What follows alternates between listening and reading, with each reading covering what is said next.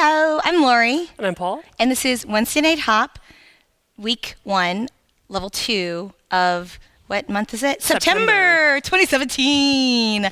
And this is Lindy Stretch. So we're working on stretch and connection in that way and all the cool things you can do with it. So stick around for that. And mainly like how you can dance comfortably with your partner and attentively and use the redirection and energy of the stretch properly. And to do that, we started with the swing out, the classic Lindy Hop move. There's a lot involved, and we're going to evolve that swing out more too. But we started with teaching you more of the stretch on the 7, 8, 1, 2, and then the 3, 4, 5 redirection. So the two stretches that are most important. Yeah. So we did 2 main redirections. Let's step away from the wall a tiny bit. The first one we showed was how do we create momentum at the very beginning of the swing out. Leads, you were off on your track. And follows, you had your own track as well. So if we pass each other, we probably clip each other in the shoulder. Yep. And we did a 180. Well, first we did it without holding hands, actually. And so we did rock, step, triple step, triple step. Or step, triple step. And we just basically landed on 4, already facing our partner, and then we stepped in place. We'll show that one more time. 6, 7, and a 1, 2, 3, and 4, 5, 6, 7, 8. And this shows our orientation of our hips and our shoulders relative to each other. And I apologize, it just came from a 6-count class. Yeah, so all of my feet want to do 6-count. And then we connected a hand, so we added some momentum to this. So we did a rock step, and then we did the same footwork and drifted apart.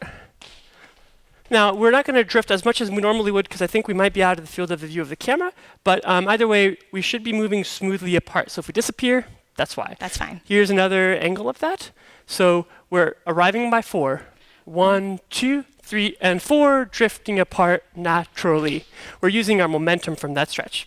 And we're really trying to smooth it out. We don't want to come together, turn, and then move apart. We want it to be all one big motion. Yep. And the main things, the reason we're doing this is so that we can end up backing away into the right position for the next redirection of this swing out.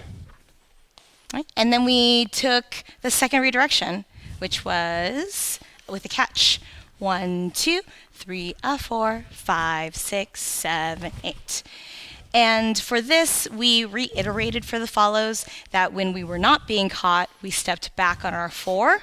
And with the catch, we want to still have that same backwards motion on our 4. We have a backwards intention to step back. So that allows our leaders to choose which one they want to do, whether or not they want to let us go or whether or not they want to do a catch and redirect. But either way, our intention to go backwards is the same. And it follows every swing out that you do will have that, whether or not you know if it's done right. You could drift off if the leader just released. So I'm going to show a leader's choice of 2 different ones. And Lori does not know which one's going to happen first. She does not know, ladies and gentlemen. Okay, first one. And obviously this one now will be Now opposite. I know. Okay, so leader's choice. And it's a good way to practice as well together. All right. So the main tips that we told the leaders was leaders, you want to slot by the follow and sit back. Again, just like the first exercise, instead of doing an orbit. I'll show the orbit. This is not what to do. Do not do this. Do not do this. Do not do this. Do not do this, orbiting. Okay, so this is wrong. Okay, I will slot in with the follow. 1, 2, 3, and 4, and then slot back out to my spot. That's what creates the sling. Can you show that weird orbiting that way too? Because Yes. I think it's a sideways motion that makes it really weird for me. Watch my feet. Okay, I'm also contacting longer, which distributes our stretch and energy. It makes it harder for us to create a good boom, rubber band effect. And now sliding across. Boom, boom, boom, boom, boom, boom. Okay. For follows, we really focused again on making sure we get back on the 4. Now, it's really common for follows to let that right foot on the triple step go forward and pass their lead before they even think about turning. If you turn late, you will end up with crossed feet, which means that your 5 has to come back up and around. Yes? So we wanted to emphasize that in order to make sure that you're stepping backwards on 4, you have to take that triple step. So, sorry, starts with triple step. You want to be able to turn on that left foot, triple step. and pivot on it so that you do have that backwards motion going there. So start your turn earlier than you think. Make sure you're squared off, head, shoulders, hips towards your lead. That will help. And I think we talked also for the leads to keep their elbow a little bit close with their body. As you turn, this is going to turn your follow. That's going to give us a nice head start on squaring off. Same thing on the redirect on 5. We're keeping our, if I'm pulling here, keeping my hand mostly fixed to my body, and that sends the follow out. If I'm trying to do any extra turning, you can do that. It's just different than the standard swing out. Yeah. You really just keep it fixed, and the follow will naturally drift open. Yeah. So what that stepping backwards for us does as follows is it really squares off our hips. It squares off our hips to Paul, who's also squared off to us. And we can have so much better stretch when we're facing each other in that way. It pulls my right hip back. It's nice and forward. So this is like one of like many different ways to swing out, but we're particularly being nitpicky on this because we want to start with like a baseline swing out from which we're going to do some other cool stuff with. So we also then went on to several swing outs into a Lindy circle, and this was a great way to tell if you were drifting either forward or backwards or under rotating.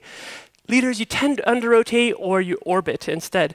And so when you do several in a row, that amplifies and you can tell. So we'll go head on, we'll show several. This is a great way to check, are you staying in line? We did 3 swing outs and then a Lindy circle. 1, 2, 3, and 4, 5, 6, 7, 8, 2, 2, 3, and 4, 5, 6, 7, 8, 3, 2, 3, and 4, 5, 6, 7, and 4, 2, 3, and 4, 5, 6, 7, and 1, 2. You can also videotape yourself if you want to like see if you're drifting or moving around too much off the slot. And then the last tip we had was keeping consistent smooth pace is really important, especially when you're working on things and the tempo goes up and you're getting really excited.